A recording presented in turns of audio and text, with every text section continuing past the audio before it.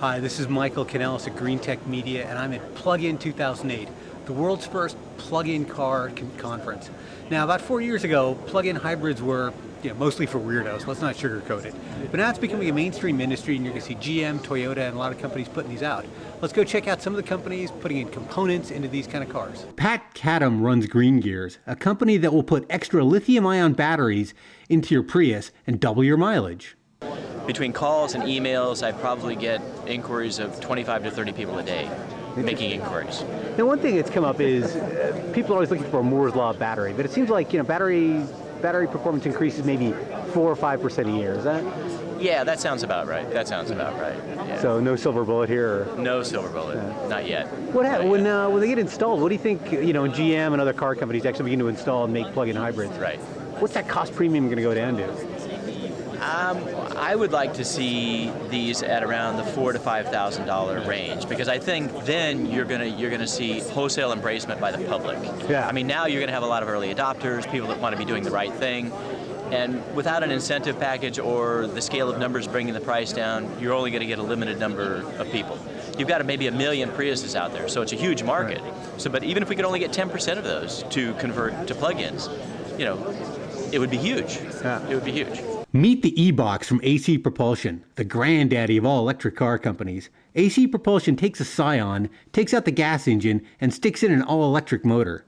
That operation costs $55,000, but the company hopes to bring the price down by lining up with a major manufacturer. Tom Hanks bought the first one of these. I mean, the reality is that EVs are expensive, and they have been and they will continue to be so for a while. It'll be a while before they make financial sense for people like you and me. Yeah. As much as we wish that weren't the case. Yeah. I say technologically, it's such a challenge. I mean, when you start looking under the hood. Well, the technology is pretty much there. I mean, for a while we were sort of waiting on a battery that was good enough. We've got that.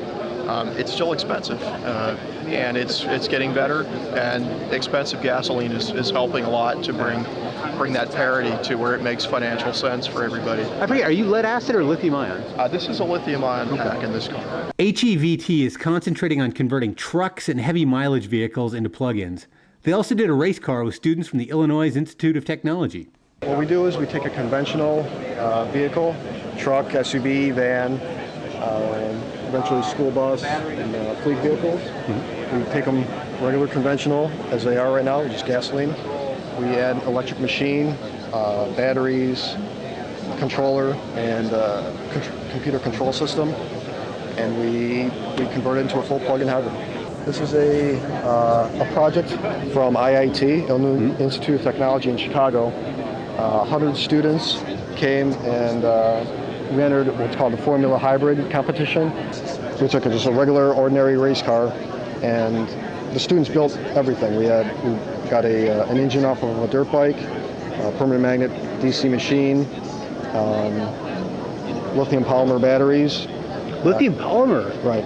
Interesting. Yeah. We went for light, power. How about I thought the energy density on polymer was always pretty low. That's fantastic. Nowadays it's good. Really? It's really good, yeah. Wow. And finally, there's AFS Trinity, which is making a drivetrain that combines lithium-ion batteries and ultracapacitors.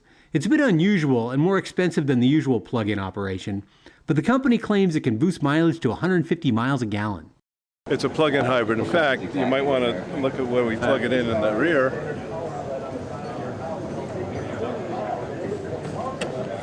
So it's a normal SUV, and plug it into 110 in your garage. Nice.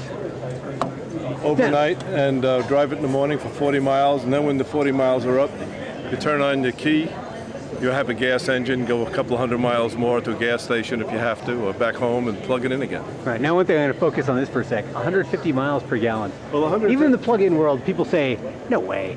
I mean, the 150 80, 90. mile is based on an EPA average that the American public drives an average of 40 miles back and forth to work every day, and those kind of people won't need any gasoline at all. So they'll almost have infinite miles. Okay. But if you drive the 40 miles back and forth to work during the week, and on the weekend you go 100 miles to see your mother-in-law, the first 40 miles are free, or not totally free, but like $1 a night for the electricity.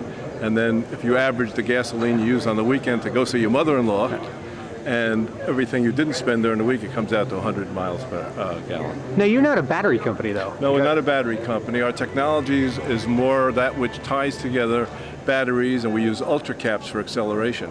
And we've proven by demonstrating this car that you don't have to have high power batteries. You don't have to have new technology in batteries. That you can use plain energy batteries so long as you use something like ultra capacitors. So you have which lead is acid high batteries power. with ultra capacitors? No, we have Or- lithium ion batteries. Okay. But we're not waiting for the high power batteries that you hear General Motors and some of the other cars are International waiting battery, for. right? Yeah, because we use already developed pure energy batteries, because we don't use those batteries for acceleration. We use ultra capacitors for acceleration and batteries just for energy storage.